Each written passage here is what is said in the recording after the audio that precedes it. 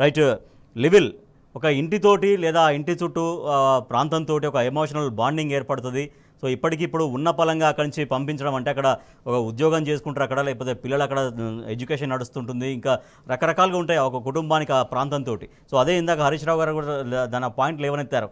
ఇక్కడి నుంచి ఇప్పటికి ఇప్పుడు ఒక 30-40 కిలోమీటర్ల అవతలికి పంపిస్తామంటే వాళ్ళ ఉద్యోగం ఎట్లా, వాళ్ళ జీవనోపాధి ఎట్లా, పిల్లల చదువులు ఎట్లా, సో ఇవన్నీ కూడా చాలా మానవీయ కోణంలో ఆలోచించాల్సినటువంటి అంశాలు. సో దీనిపైన కూడా ప్రభుత్వం ఒక రకమైన ఒక హ్యుమానిటీ గ్రౌండ్స్ ఎందుకు ఆలోచించలేకపోతుంది అనేది కూడా ప్రజలు అడుగుతున్నటువంటి ప్రశ్న.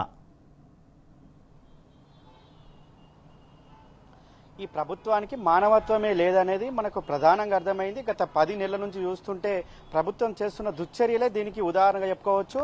మానవత్వం ఉంటే కనీసం ఒక చిన్న పిల్లాడు పుస్తకాలు తీసుకుంటా అంటే కూడా తీసుకొని ఇవ్వకుండా ఇల్లు కూల్చిన పరిస్థితి మనం ఇటీవల కాలంలో చూసాం. దానికి చాలామంది బీఆర్ఎస్ వర్కింగ్ ప్రెసిడెంట్ కేటీఆర్ సైతం దాన్ని ప్రశ్నించిన పరిస్థితి మనం చూసాం. ఎవరైతే అబ్బాయి ఉన్నాడో అబ్బాయిని నేను కలుస్తానని కూడా గతంలో చెప్పిన పరిస్థితి మనం చూసాం. అలాంటి సందర్భాలు ఇవాళ రాష్ట్రంలో అనేకంగా ఉన్నాయి. ఒక ఇల్లు కూల్చడమే కాదు, అనేక సమస్యలు, ఇటు గురుకుల టీచర్లు కావచ్చు, ఇటు టీచర్లు కావచ్చు, ఇటు చాలా సమస్యలు చాలా మంది కూడా ఇవాళ రోడ్ ఎక్కితే కనీసం మానవత్వం లేని విధంగా ఇవాళ ప్రభుత్వం కర్కశంగా వ్యవహరిస్తున్న తీరును మనం ప్రధానంగా చూస్తున్నాం. అందులో భాగంగానే ఏదైతే ఈ హైడ్రా కూల్చివేతలు కావచ్చు, ఈ మూసి సుందరీకరణ పేరుతో నిండా ముంచుతున్న పరిస్థితి మనకి ఇలా ప్రధానంగా చూస్తున్నాం. వచ్చిన వారంతా కూడా చెప్తున్నారు, మేము గత 25 సంవత్సరాల నుంచి ఇక్కడ ఐదర్శ కోటలో ఉన్నాం, 15 సంవత్సరాల నుంచి మేము ఇక్కడ బండ్లగూడ జాగిర్లో నివాసం ఉంటున్నాం, ఎన్నడూ కూడా మాకు ఎవరు మీరు బఫర్ జోన్లో ఉన్నారు, మీరు ఎఫ్టీఎల్ పరిధిలో ఉన్నారని ఎవరూ చెప్పలేదు. కానీ ఇవాళ అకస్మాత్తుగా ఇవాళ ఈ మార్పు పేరుతో వచ్చిన ఇందిరమ్మ రాజ్యంలో మాకు ఇల్లు లేకుండా చేస్తున్నారు. ఇవాళ మాకు ఒక బఫర్ జోన్ అని, ఒక ఎఫ్టీఎల్ పరిధి అని చెప్పేసి మాకు ఒక ఆక్రమణదారుగా మాకు ముద్రేస్తున్నారని చెప్పేసి కూడా వారంతా మండిపడుతున్న తీరు ఇవాళ చూస్తుంటే మానవత్వం లేదు ఈ ప్రభుత్వానికి అనేది మనకు మరోసారి కూడా స్పష్టమవుతుంది. అంతేకాకుండా ఇవాళ సోషల్ మీడియా వేదిక కావచ్చు, ఇతర మీడియా ప్లాట్ఫామ్ల ద్వారా వారు చెప్తున్న మాటలు చూస్తుంటే, ఒక అన్పార్లమెంట్ లాంగ్వేజ్ చూస్తుంటే ఈ ముఖ్యమంత్రి నిజంగా ముఖ్యమంత్రినా అనేది కూడా మనకు ప్రధానంగా అర్థమవుతుంది.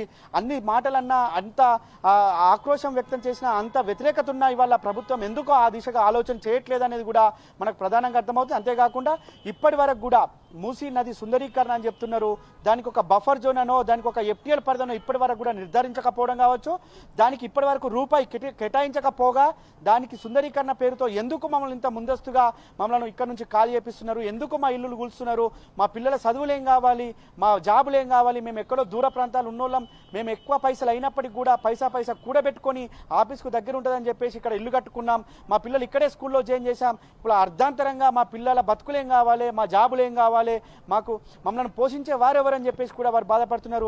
మీరు ఇస్తానన్న డబల్ బెడ్రూమ్ ఎవరికి కావాలి, మీ డబల్ బెడ్రూమ్ల కోసం మేము ఆశపడి మేము ఇక్కడ ఇల్లు కట్టుకొని మా ఇల్లును ఇలా కూలగొట్టుకోవాలనుకుంటున్నామా అని చెప్పేసి కూడా వారు ప్రశ్నిస్తున్న పరిస్థితి కనిపిస్తుంది. ఆనాడు కాంగ్రెస్ ప్రభుత్వమే, ఆనాడు అసలు కాంగ్రెస్ ప్రభుత్వం పట్టాలు ఇస్తే ఇవాళ నకిలీ కాంగ్రెస్ ప్రభుత్వం మా ఇళ్లను కూలుస్తుందని చెప్పేసి కూడా మండిపడుతున్న తీరు వల్ల మనకు ప్రధానంగా ఉదయం నుంచి కూడా కనిపిస్తుంది.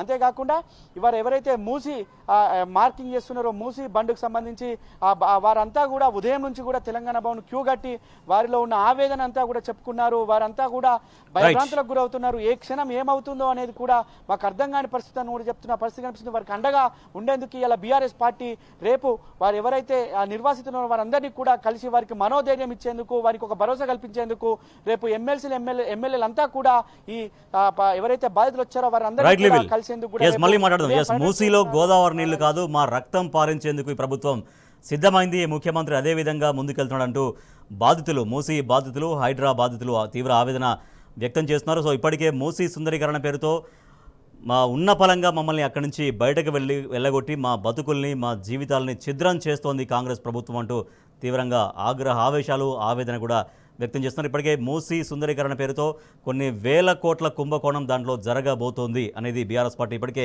ఆరోపిస్తుంది.